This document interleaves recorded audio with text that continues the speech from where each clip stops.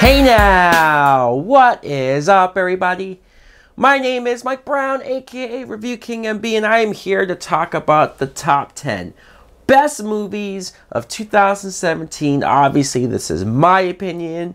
Your list is going to look different.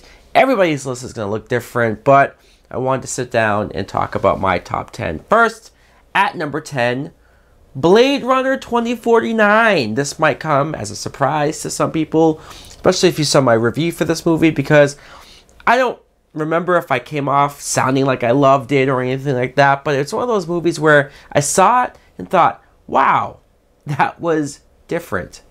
And then the more I sat back, the more I thought about it, the more I thought about the story and what directions these characters went to, seeing just how they reworked Harrison Ford's Deckard back into the story, and Ryan Gosling's character was fascinating as well. And the twists and turns that the movie went to, very much in line with the original movie as far as that style, and visually it's stunning.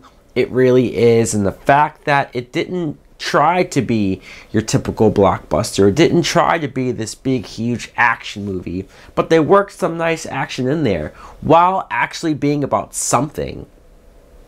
I was impressed. Number 9, Dunkirk. Dunkirk is one of those movies where, sure, maybe it's not the best Christopher Nolan movie. Maybe it lacks in some of the character development, but it's shot beautiful. I know you're hearing me say some of the same things as far as visually, but I saw this in the theater. I think I saw it in IMAX. And some of these shots of Tom Hardy in the plane and flying around and how gorgeous the ocean looked as he's doing that looked great. And the big battle scenes, and just you're seeing these guys, these characters, these real life people who are stuck. They're in these situations where they look like they're going to die. A lot of them do die, and you're wondering who's going to make it. It's sure, maybe it would have been more impactful if we got to know their backstories or got to know their loved ones or people who cared about them. But just the fact that you get thrown in the middle of this situation, and then you almost in real time follow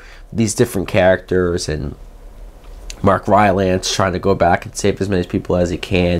8, Baby Driver. Baby Driver is one of those movies where I saw it a little later than most people, so I saw all the great reviews, I heard all the great word of mouth, and I thought to myself, well, is it going to live up?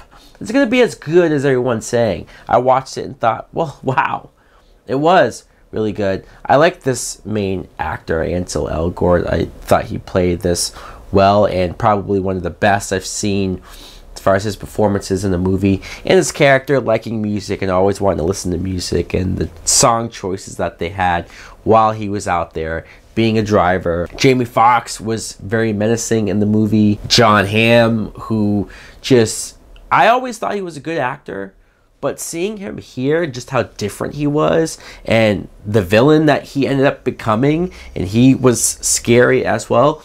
And then Kevin Spacey, who, sure, he's sort of the name we do not speak. Number 7, War for the Planet of the Apes. All three of these movies, Planet of the Apes movies, they did the impossible. They took a franchise that everyone knows, everyone loves for the most part, and they brought it back. And they gave it a really cool backstory. Then they gave us just this big epic feel in the second movie.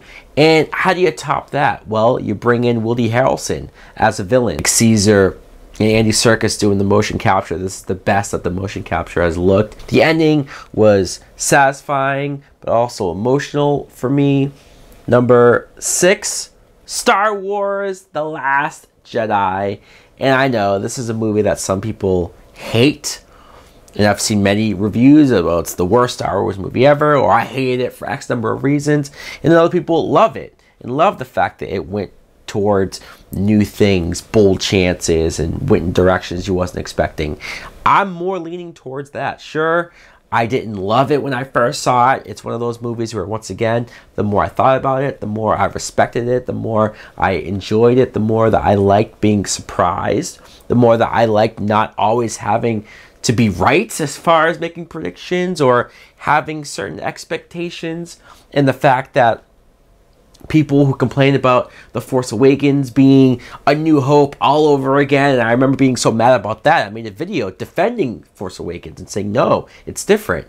And then you have a movie here that's so obviously completely different, that actually takes moments and scenes from past Star Wars movies and goes the other way. The choices they made with Kylo Ren becoming the supreme leader himself, taking out Snoke, and Luke being this disgruntled Jedi who's throwing it all away, and Rey finding out her parents are nobody, Yoda's cameo, the big battles, and Poe Dameron being wrong about trying to be a leader, Princess Leia flying in space. It's kind of weird. The fact that people can have debates. I don't like the name calling and the constant fighting over it, but that shows that a movie can bring those emotions out of people. That shows that a movie can be that divisive, and I respect that. But I also did enjoy the movie myself. It's also a movie that I did come around on and respect the more and more I thought about it. Number 5, Wonder Woman. Wonder Woman, I've wanted for so long.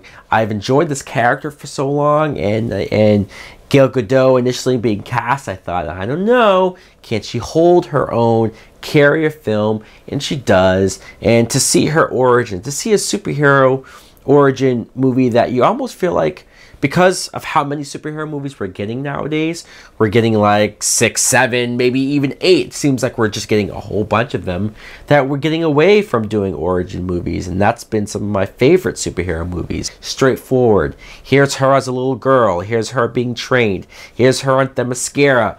Here's her meeting Steve Trevor and going away and joining the war. And that no man's land scene of Wonder Woman just being heroic. A woman, especially back in World War I times, and her just kicking ass. Number 4, Get Out. Get Out is the best horror movie of the year because it's smart. I know the Golden Globes think it's a flat-out comedy or musical, but the fact that it does go into those dark psychological territories of just screwed up. The fact that it takes race and makes you look at it a certain way. It makes white people the villains. Number 3, Thor Ragnarok. This is a movie that I kind of knew I was going to like from the trailers, from the way that the special effects look, and that all looks great.